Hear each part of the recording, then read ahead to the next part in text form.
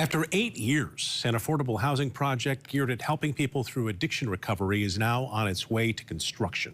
News 8's Josh Sanchez was there, and he's reporting the team behind it navigated funding changes with hopes of helping people in need.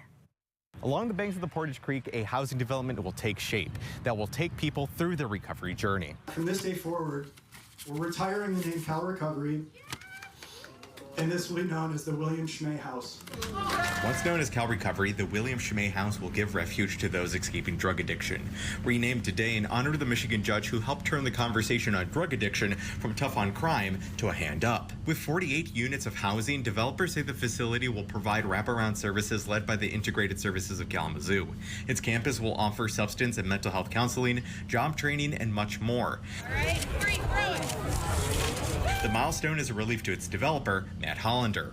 I'm going to sleep better tonight than I've slept in a long time. During 8 years, around 19 different partner agencies at each level of government worked with his team to move the project forward. Hollander echoed other speakers in that getting the project off the ground was important for the whole community. I don't care who you pick out of all the people who are here today. Everybody has some connection to the opioid epidemic. Everybody has some connection to methamphetamine use disorders, alcoholism, all of these things. Millions in state and local dollars from opioid settlement funds fueled the endeavor. Around $4 million in mixed funding was provided by the County of Kalamazoo.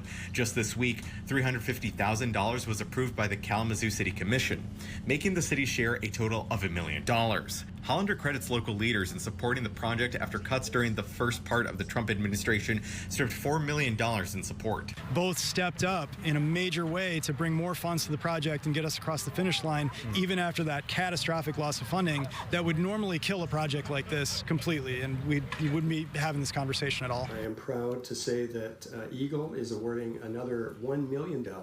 Today, state environmental agency leaders announced that another grant of $1 million would cover the cost to support any further brownfield contamination cleanup. With cuts coming from Washington on similar projects, Governor Gretchen Whitmer says there's a need for strategic leadership that's ready to help local plans like this. And unfortunately, the lack of that right now has made it harder to do anything from building housing like this for a community in recovery to making sure that we're just simply able to move forward on feeding kids and families. As a new pathway to recovery looms among this grassy field, retired Judge Schmay says seeing help expand from drug court into housing is a step in the right direction. That this treats the whole person.